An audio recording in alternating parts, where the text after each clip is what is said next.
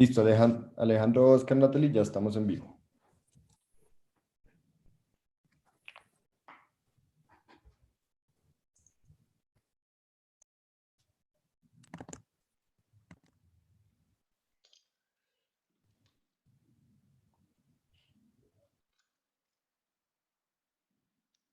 Hi, everybody.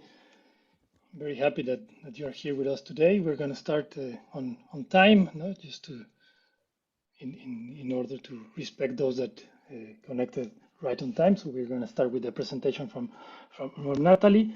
Nathaly is a research fellow in the Department of Economics at the University of Sao Paulo, and she's an incoming assistant professor in the Department of Economics at the University of Chile. She will be starting there in August. She's also a 2022 AERE Scholar, and she's also the new member of the board of LAERE. So she, as you can tell, she's been very busy and very active during this last month. Nathaly's research is currently centered around the role of policy interventions or market conditions in curbing environmental pollution and on the economics of extractive industries, particularly on their impact on local welfare. Before USP, Nathaly was a postdoctoral fellow at the University of Alaska Anchorage, and she holds a Ph.D. in environmental and resource economics from Michigan State University. She will be presenting her paper today on digging deep, resource exploitation and higher education. And Oscar Melo will be helping us with the moderation of the questions, and you're allowed to make clarification questions during Nathaly's presentation, and also not most of the questions probably will be left for the end. Remember that you can put your questions in the chat, or you can raise your hand, and then Oscar will give you the word. So without further ado, Nathaly, we're very happy that you are with us today, and the floor is yours. Thank you, Alejandro, and thank you, Oscar, and the whole LAERE for the invitation. Well, you already presented the title of this paper. This is part of my line of research that focuses on the economics of extractive industries. This is joint work with Lenny Balsa at the IDB and Camilo de los Rios at Duke that I think is connected here, may solve questions through the chat.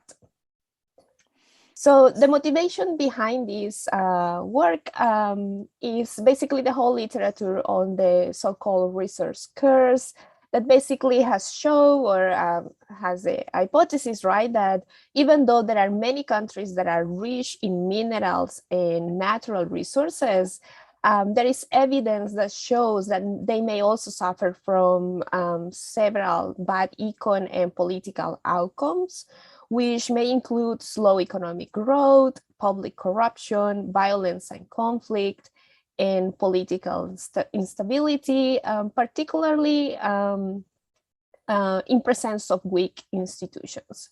So in this paper, we basically wonder whether human capital accumulation, or specifically higher education, can be a factor or is a factor that can be added to this list.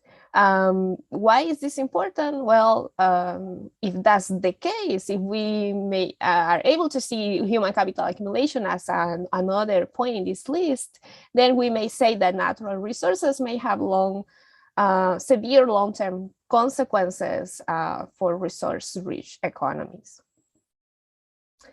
And when we wonder whether a resource boom crowd out post-secondary education, the answer is not that straightforward, because there are many effects that could go in either side. So on one side, when we have an exogenous economic shock to the natural resource sector that, just to clarify, could be a price increase or a discovery of a new reservoir, for instance, we may see an increase in the opportunity cost of time spent in school because there is an increase in real salaries or wages, or we can observe a reduction in the creation of skilled jobs over time. These two effects at the end up in or what they create is a reduction in the incentives to pursue higher education.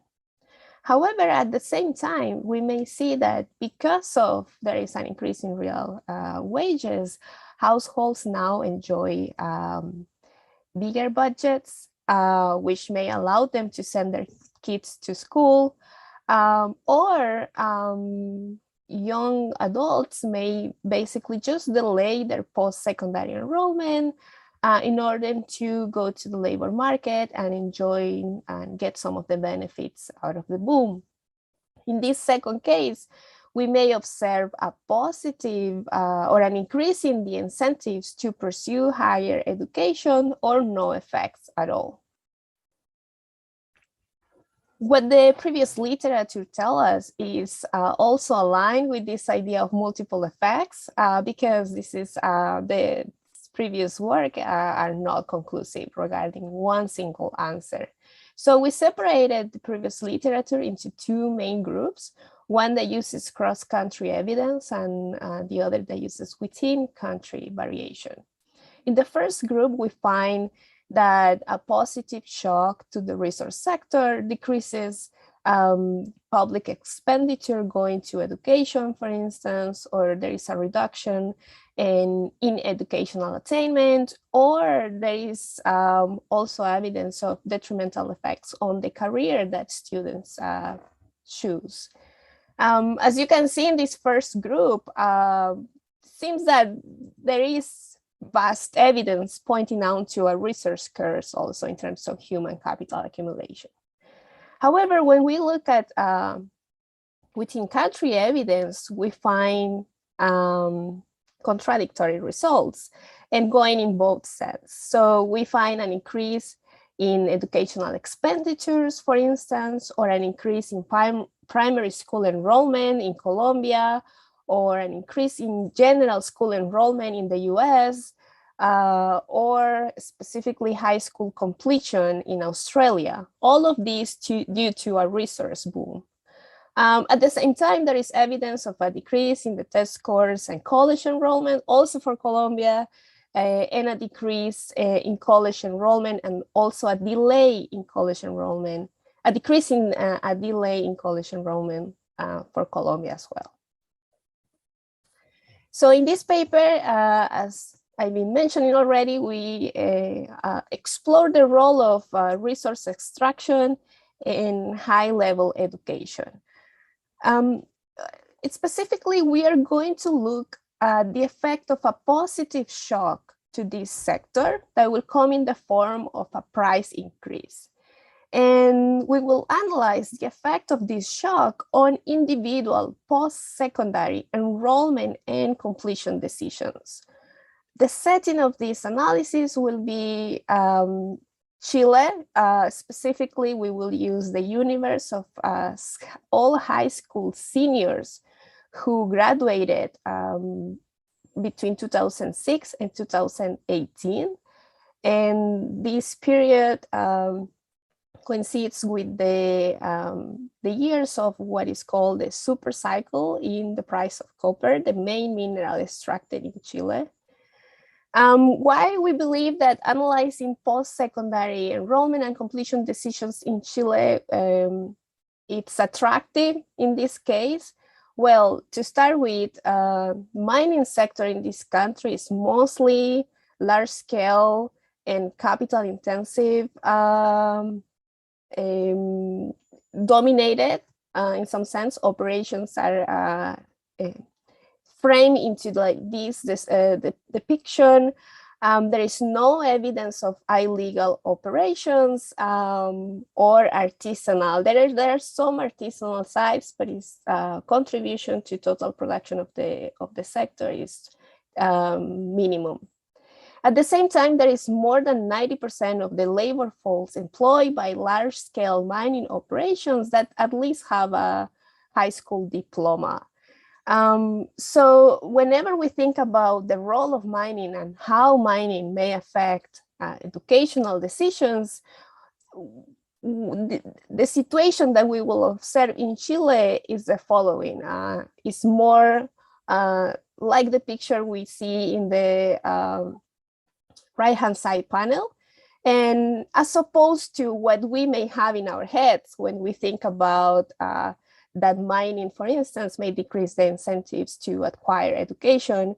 Therefore, students or children may drop out from school. So it's nothing like the picture on the left-hand side. It's more like in the right-hand side.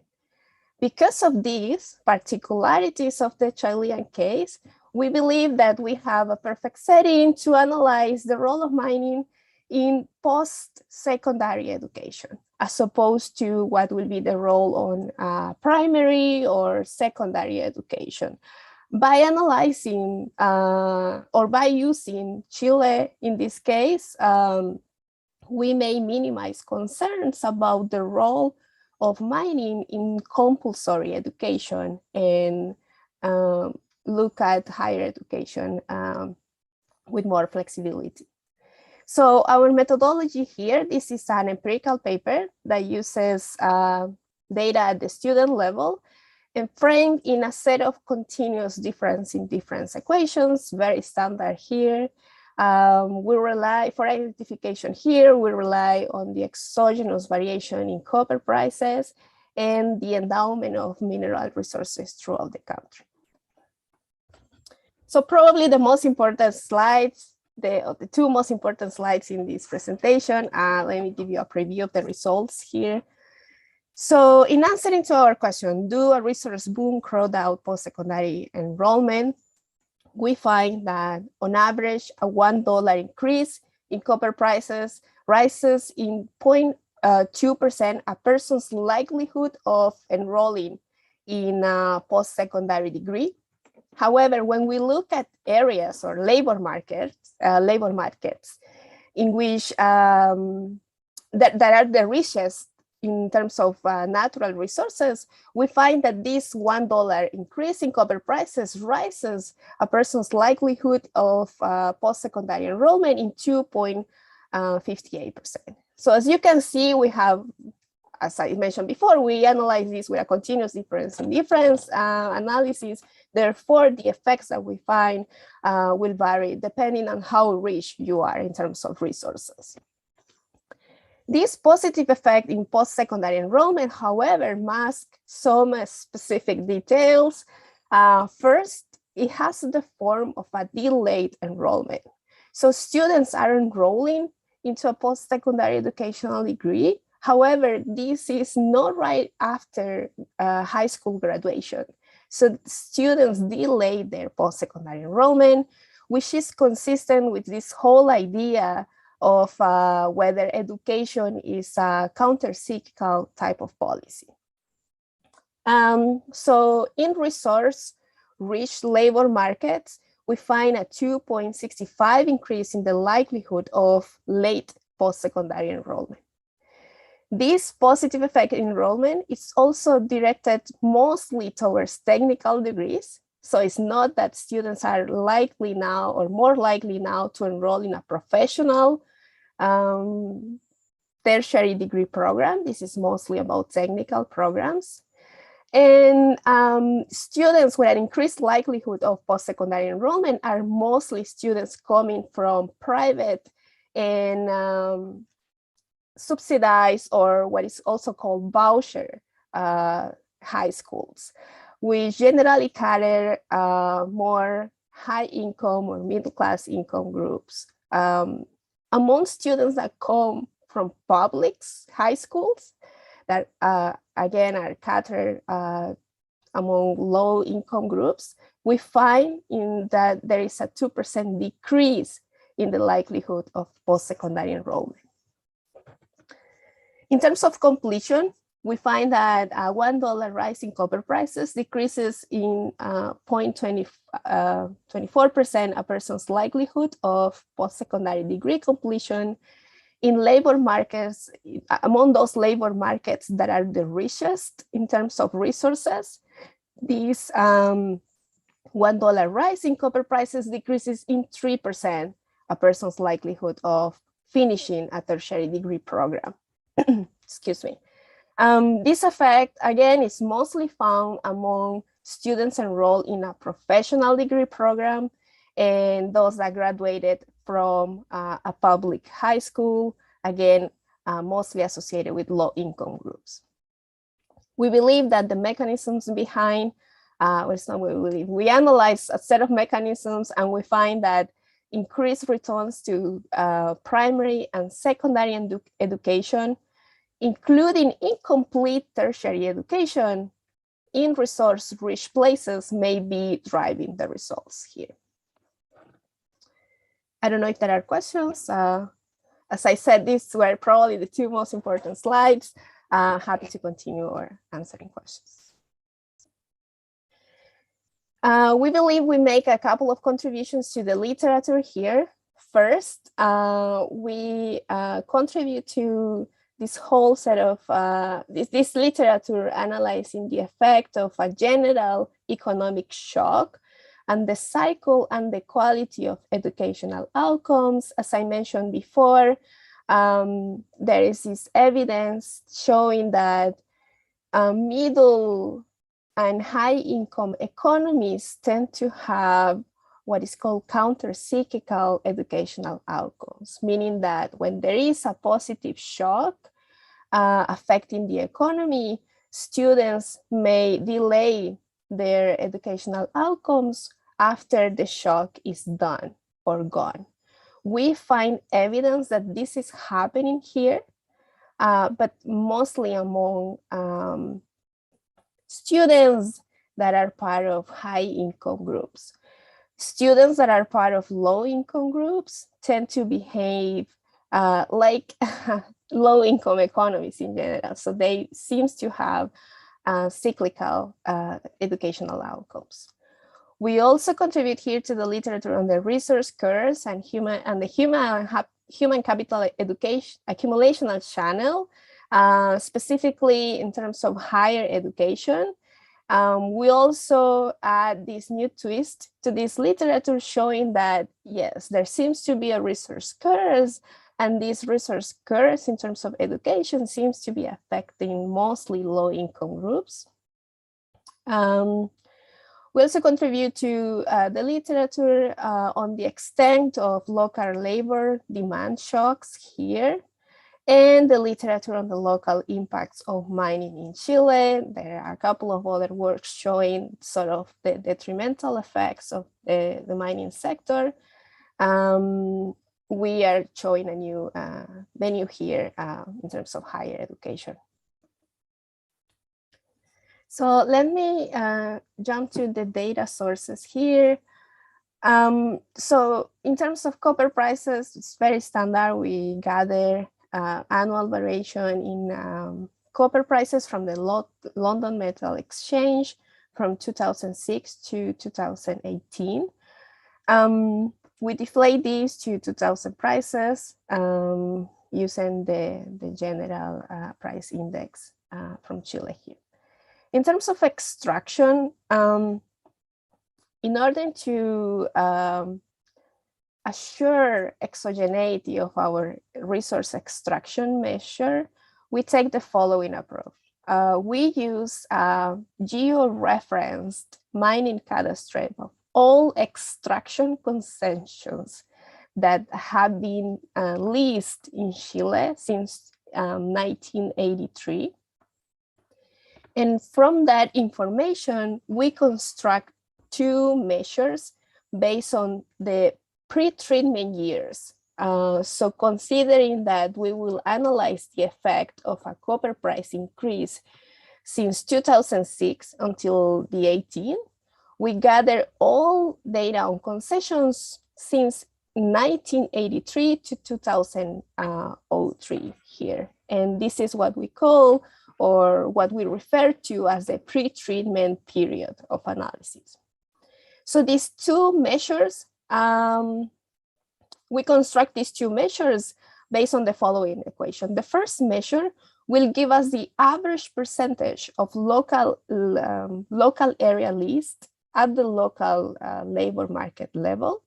That's basically equal to adding up all the all area in forms of leases since 83 until 2003, divided by the total area of the local labor market.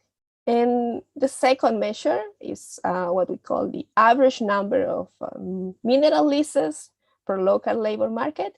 It's going to be equal to the total number of titles, again, leased during this pre-treatment period, divided by the total area of the local labor market here.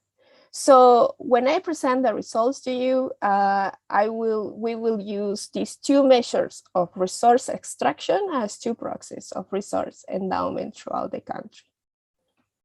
Let me just show you how this looks like. Here you have in gray all the number of mineral leases that have been issued in Chile since 1983 until 2018. And the dashed line shows the copper price over the same period. So everything that is before 2003 is considered as our pre-treatment variable. As you may be wondering already, our resource extraction variables only vary across labor markets, right? This is a fixed measure over time. And so time variation here will come from a variation in copper prices. So that's about mineral extraction. In terms of educational outcomes, we use the universe of high school students that graduated from a high school institution or secondary education institution between 2006 and 2018. All of this is coming from the Ministry of Education, Chile, using a unique student level identifier provided by Mineduc as well, and the year of high school graduation. We merge this data set of high school graduates to first the universe of all students that enrolled in a post-secondary institution in the country between 2007 and 2019. And we not only look at immediate enrollment, which means that for each student that graduated from a high school institution in 1 year, I'm gonna try to find that student in the set of, in the data set of enrollment, in the set of post-secondary enrollment in the subsequent year, but in up to 6 years ahead of my high school graduation. I don't know if you guys are with me here. But to give an example, if I graduated in 2010, for instance, I can enroll in a post-secondary institution in 2011 or 12 or 13 and so on. So when we merge the set of all high school graduates to students enrolling in a post-secondary institution, we not only look at the subsequent year, but up to 6 years ahead of time. So all students that graduated right after high school will be labeled as students with immediate enrollment. And all of these students enrolling starting with year 2 and up to 6 years will be labeled as students with late enrollment. We stop at year 6 because periods of elevated copper prices or high copper prices in our sample have a duration no longer than 6 years. So that's with the enrollment data set. In terms of completion data set, we follow a similar approach because we have this student unique identifier. We not only look at the enrollment activity of a high school graduate, but we also try to find the same student in the data set on completion. So we look at every possible year of graduation. If we ever find the student as part of the completion data set, we label the student as a student that graduated from a post-secondary institution. If we never find the student, we label as a dropout. So this is how the data looks like. Specifically here, I'm showing you enrollment and completion rates across different quartiles of resource extraction in Chile. So quartile 1 will be a resource poor area, and quartile 4 will be a resource rich area here. In gray, you see rates of enrollment, and in blue, you see completion rates. And panel A shows you how these rates look like using our first proxy of resource extraction. And in panel B, you see our second proxy of resource extraction. So overall, you can see that the two measures give us very similar results. We observe that the richest the labor market in terms of resources is, the higher the enrollment rates. There is some variation in panel A, but overall, quartile 4 has higher enrollment rates than quartile 1. In terms of completion rates, however, we find the opposite. We observe the opposite effect here. There seems to be a decrease in completion rates in labor markets that are that have more resources here. Nathaly, I have a short clarification. Yes. Your completion data goes only up to 2013, is that right? Yes, I should explain this. This completion data set is kind of complicated in this sense. These are the years, it's a type of here. These are the years of enrollment. So even though we have data on completion since 2007 until 19, we only use those students enrolled in a post-secondary educational degree that enrolled from 2007 until the 13. Why is that? Because on average, a professional degree program in Chile lasts 5.5 years. Therefore, a student that is enrolling in 2013 will appear in our completion data set in 2019, sort of between 2018 and 19. So even though, again, we have information on completion since 2007 until the 19, we only use those students that enrolled until the 13, okay? So let me jump to the empirical strategy. Here, as I mentioned, we will run a set of continuous difference in difference regressions on the probability of enrollment and completion. So here in equation 1, you see as an outcome variable, a continuous, a discrete variable, I misspoke, taking the value of 2 if a student enrolled immediately in a post-secondary institution, taking the value of 1 if a student delayed her or his enrollment, and the value of 0 if the student was never found in the enrollment data set. And we express this decision as a function of our extraction measure and the interaction between price and extraction. We also control for time fixed effects, so there is no need of adding a price here alone. And we have a rich set of covariates at the student level, such as their attendance rate or during high school, the GPA, for instance, during high school as well, characteristics of the high school attended, characteristics of the labor market, and so on. So the key parameter to estimate here will be beta 2, that will give us the difference in difference, that refers to the difference in difference estimate here, that considering variation in copper prices will indicate us the average partial effect of a copper price increase on the probability of enrollment for an average level of resource extraction, okay? Given the form of the outcome here, we estimate this with a multinomial logic. And we complement this equation with a similar one that instead of looking at the educational outcome, enrolled, late enrolled, or not enrolled at all, we look at the number of years that it takes a student that enrolls in a post-secondary institution to do so. So in equation 2 here, we look at the number of years to enroll, and we express this as a function of the same variables that I explained to you before. In terms of completion, in equation 3, we look at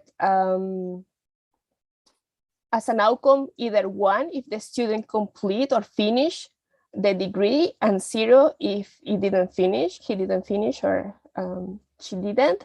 Again, as a function of the same set of variables.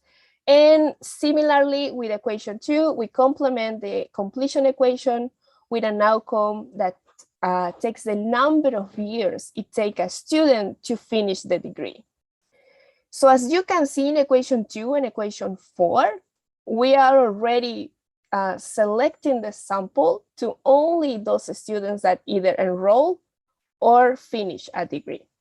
Because of this potential selection here, we estimate equation 2 and 4 using a Heckman estimator that controls for the probability of enrolling or not, or completing or not.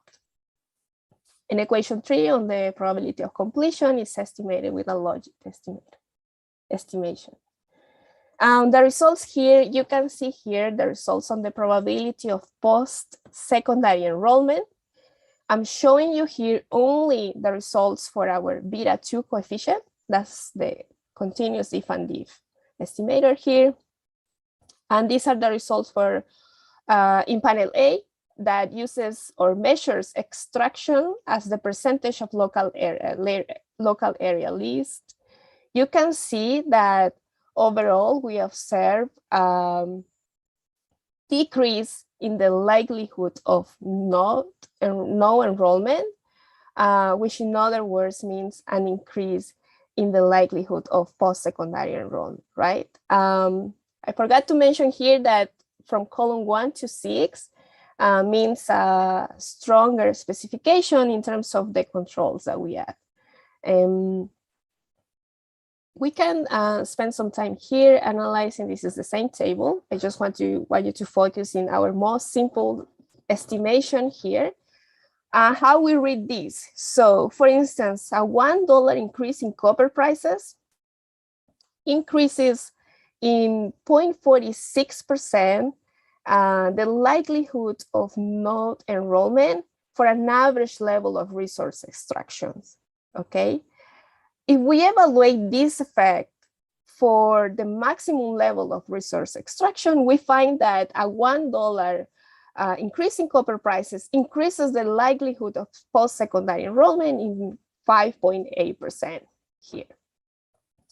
We observe that people enrolling into a post-secondary education is mostly enrolling in the form of a delayed enrollment, right? As indicated by the positive coefficient here. If we look at our preferred specification, that is the one in column 6, this is again the same table, we observe here that for an average, for a $1 increase in copper prices, there is a 0.2% increase in the likelihood of post-secondary enrollment for an average level of resource extraction, but this effect increases to up 2.5%, 2.6% if we look at labor markets with the maximum level of resource extraction. Again, this table is showing us that a positive resource shock increases the likelihood of post-secondary enrollment in resource-rich areas.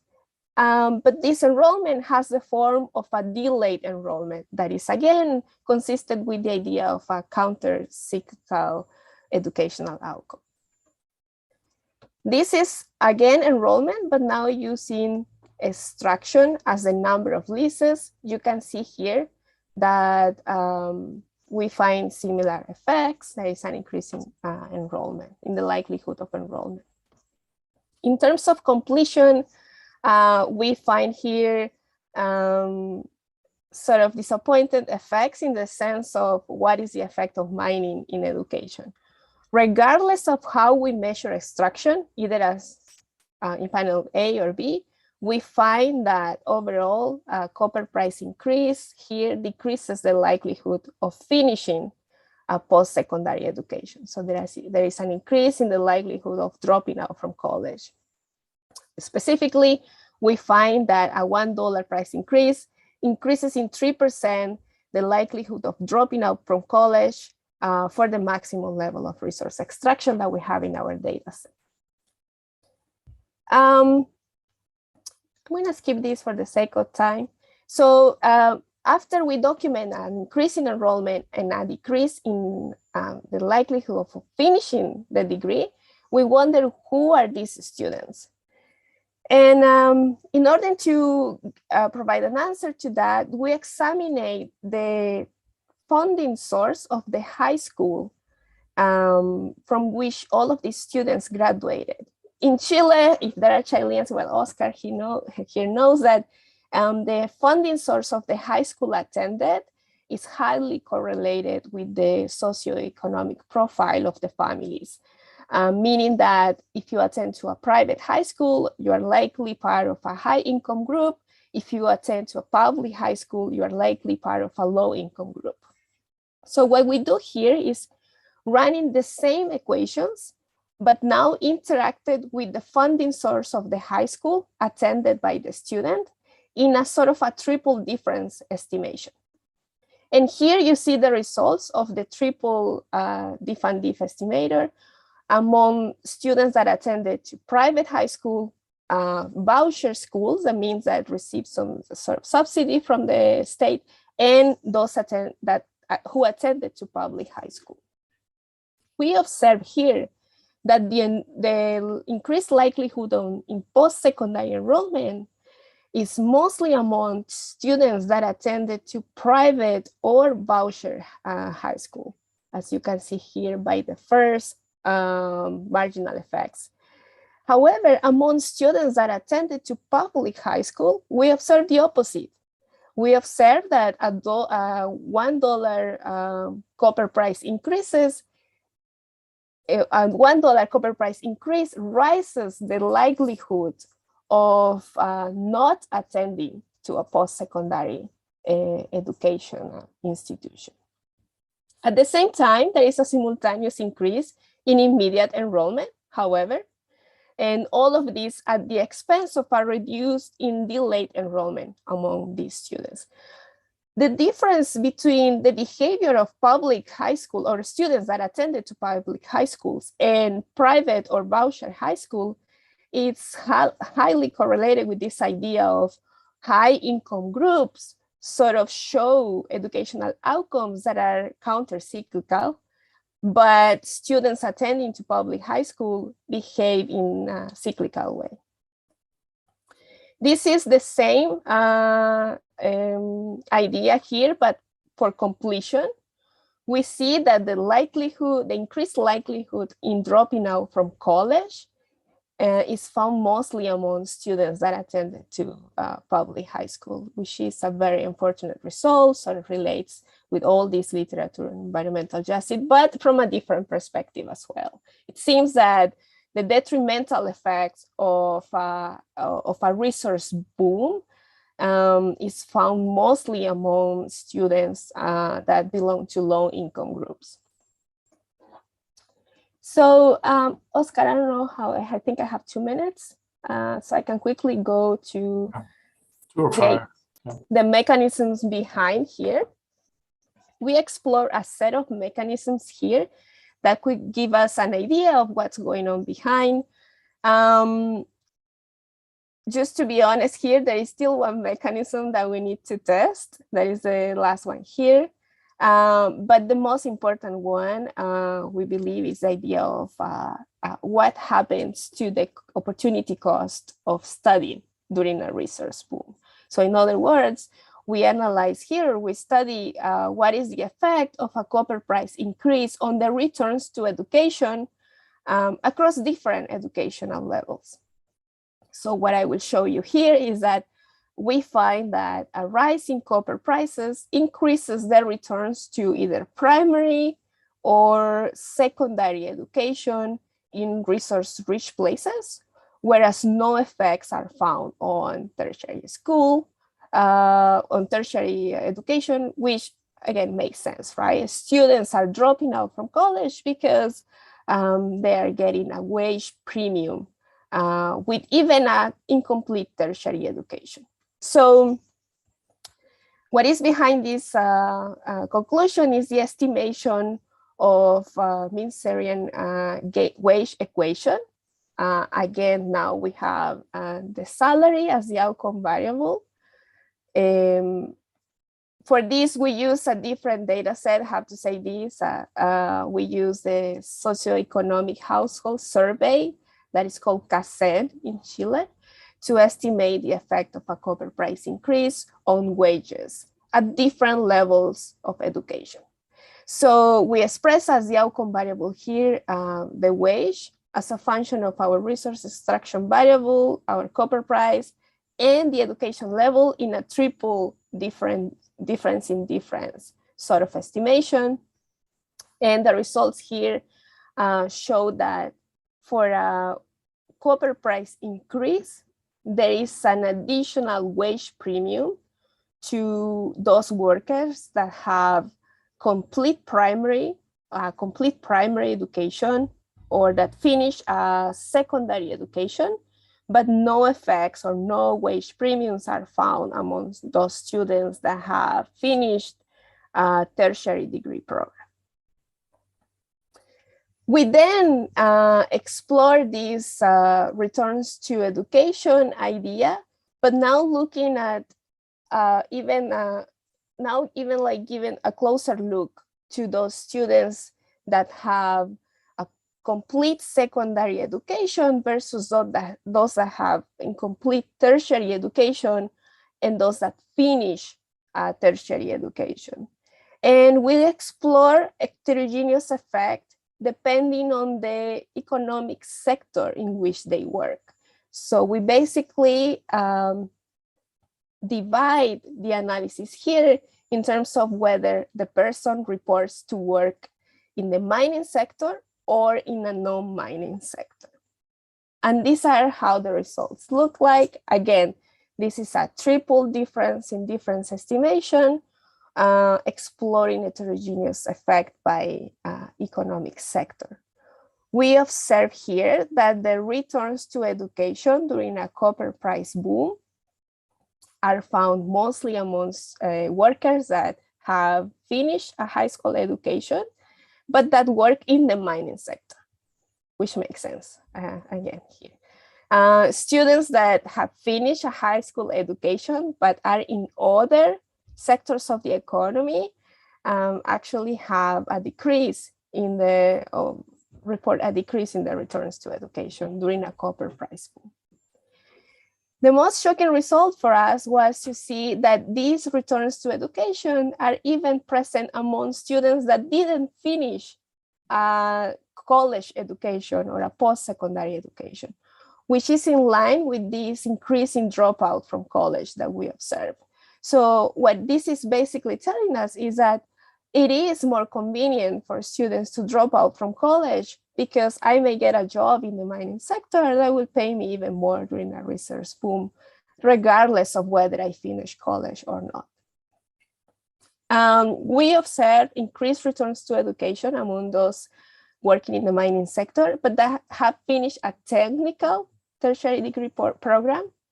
But those that finish a professional tertiary degree program exhibit a decrease in their salary during a copper price boom. We also analyze other potential mechanisms that may explain our results. For instance, is it possible that there are less or more resources or public resources allocated to education in resource-rich places during a copper price boom? We find no evidence of this.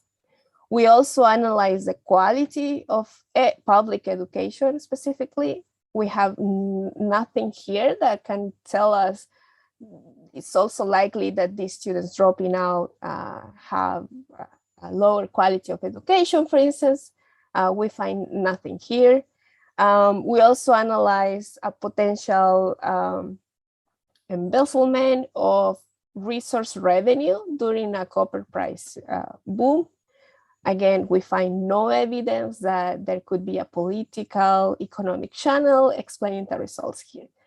And there is one extra mechanism, as I mentioned before, that we still need to test, is whether households report higher incomes that may allow them to send their kids to, not their kids, but these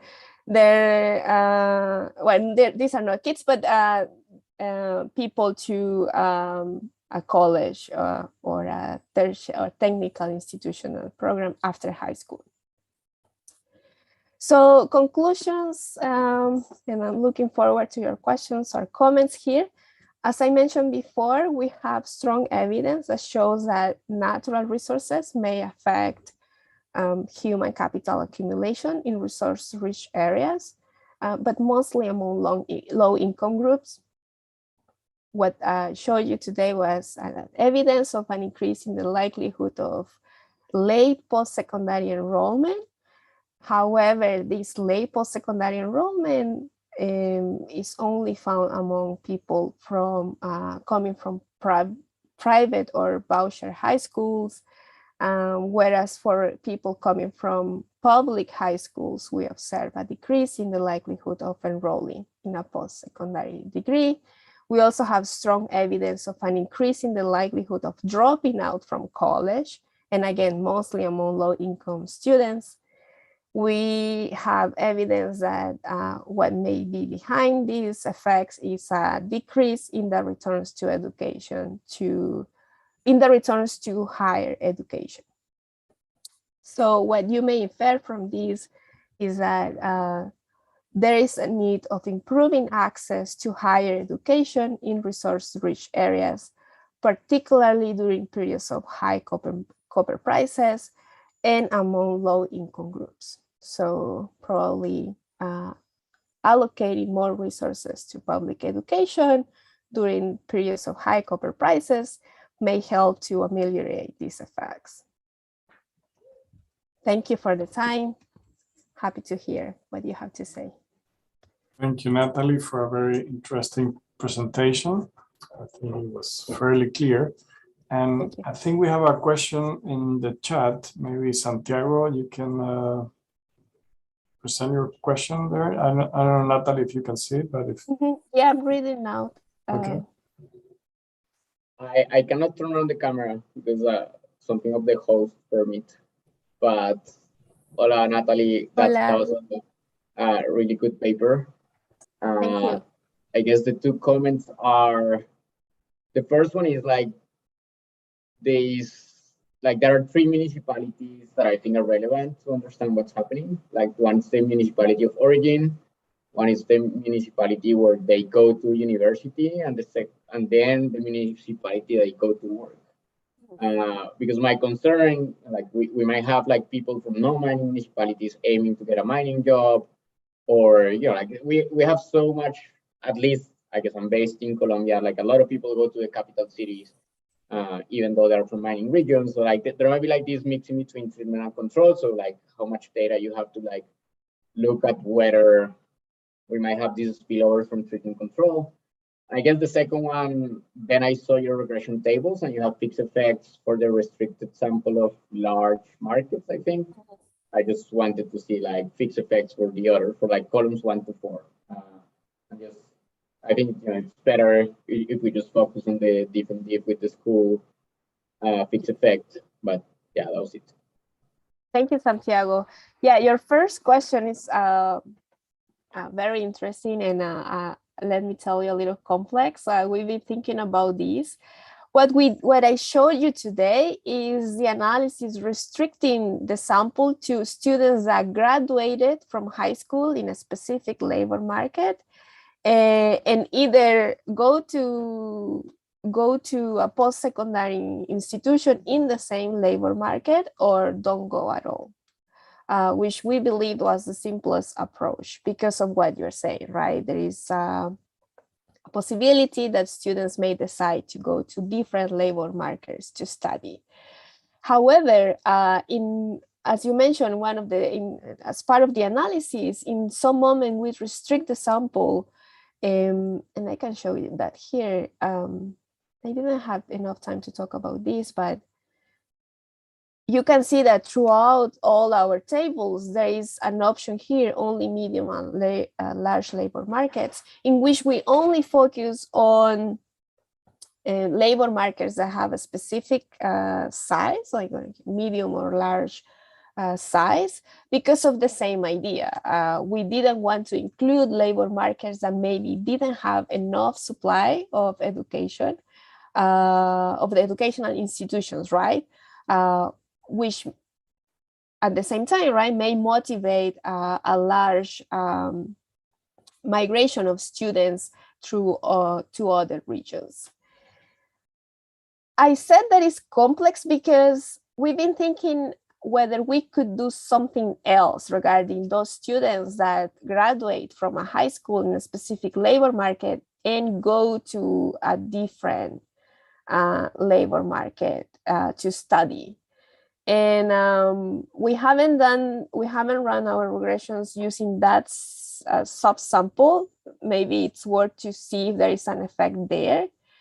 We will just have to compare, right, with students that probably stay in the same labor market because they never attended to college. But that's something that we still need to do. But so far, I show you the results restricting the samples to students that stay there in the same labor market.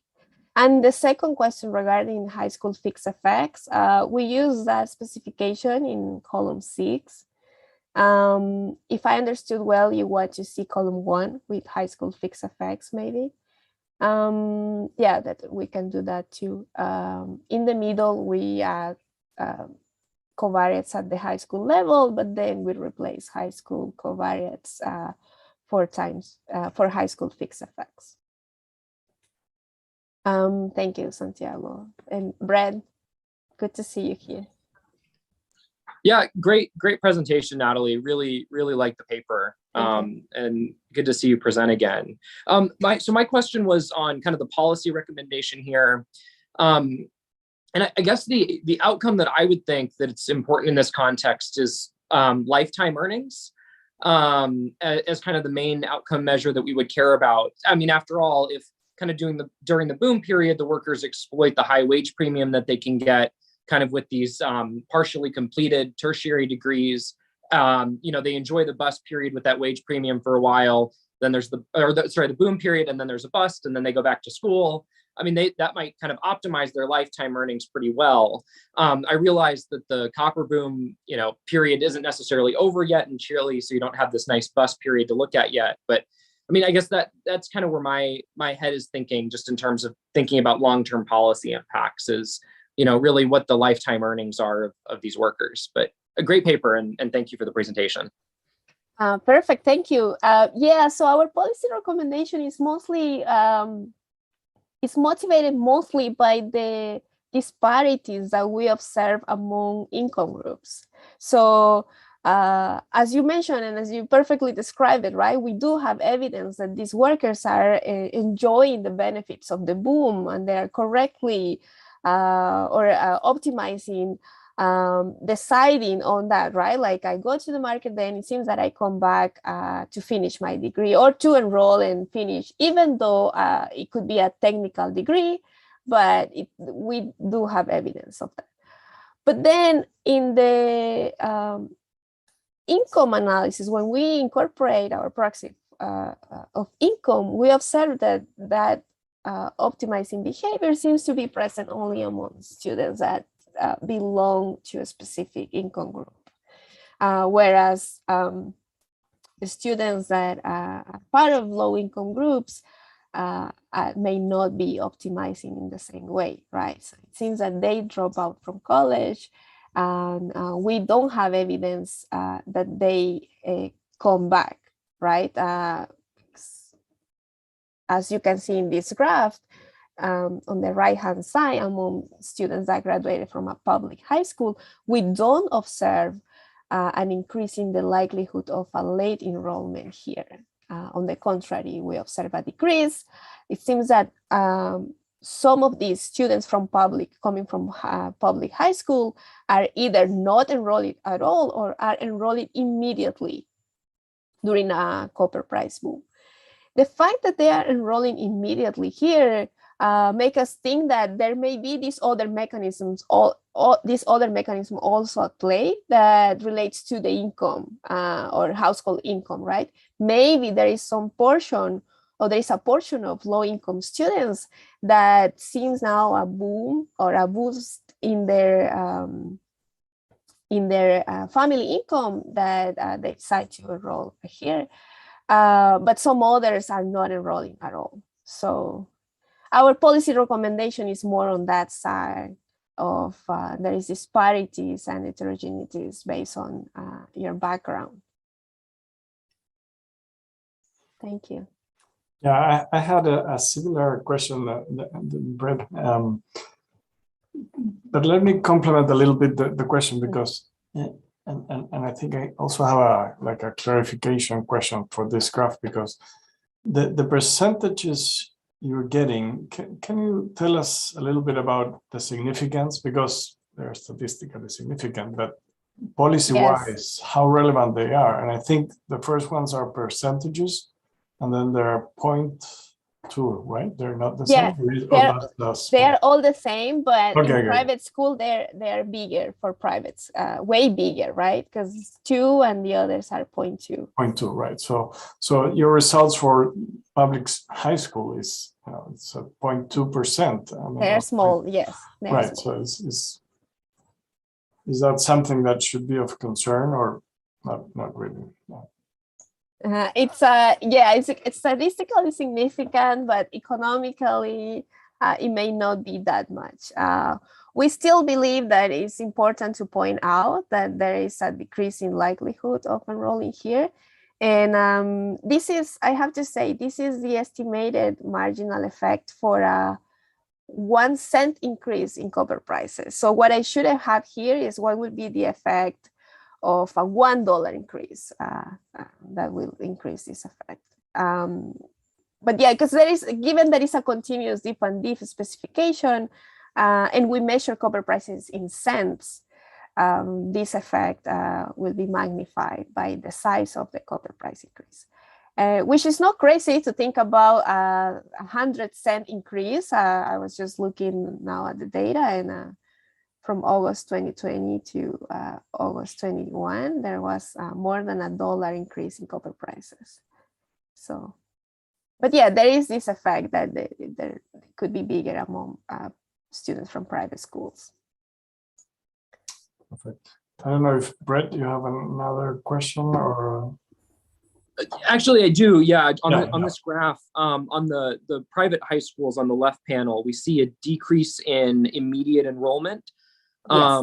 Which was kind of interesting, I think. I mean, similar to the effect size of the no enrollment.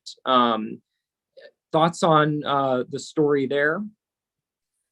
Well, basically, without looking at income groups here, our first results showed that there is an increase in enrollment, right? But this increase in enrollment has the form of a late enrollment. In Chile, most of the students come from voucher or private high schools. So it's like a little more than 50% coming from voucher schools, and 30% from private, and sort of 20 or even less percent, or even less than 20% from public high school. So this effect basically, or this percentage basically explain that overall we find a decrease in an increase in enrollment, right? Because the mass of students come from private and voucher school. What the graph is showing here is that this increase in enrollment is basically not happening right after high school graduation. So what you were basically describing before, it seems that students now are more likely to graduate, or after they graduate from high school, they're more likely to maybe join the labor market for some time and then enrolling late on time in a post-secondary institution.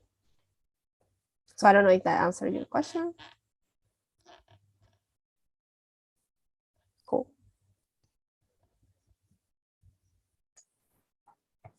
Okay, I think we have time for one more question. If there's anybody there. If not, I have a short question for you. It's more like a clarification, really, but the role here of the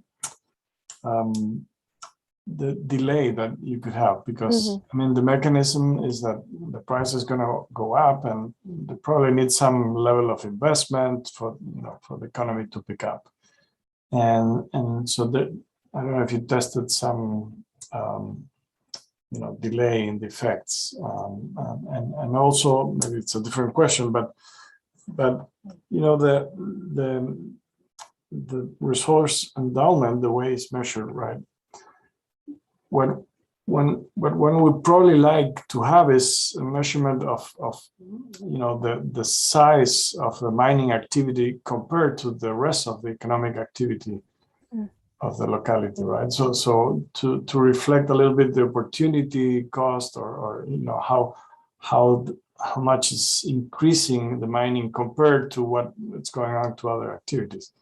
I know this is really hard to measure, but and there could be some other things going on, right, that you're not controlling. Yes, relative to the size, that's a very good point. We haven't thought carefully about that in terms of comparing the role of this sector to other sectors, so sort of in relative terms, right?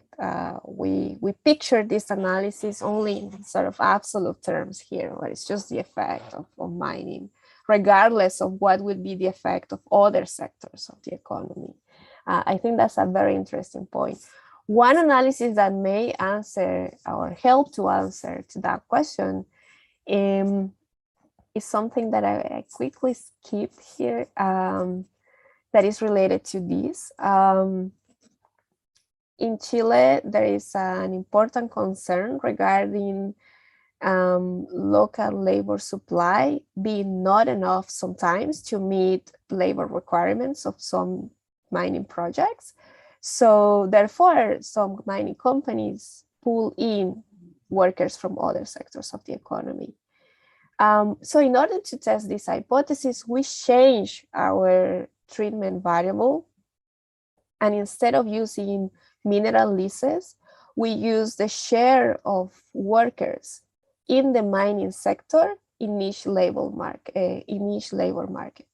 To avoid endogeneity in this approach, we use a pre-treatment share, sort of in a similar fashion to the extraction variables.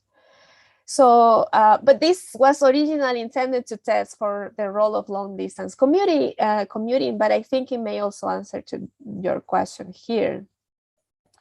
What we find is the opposite effect in terms of enrollment. We find, you see here in panel A, the results for post-secondary enrollment, and in panel B for completion.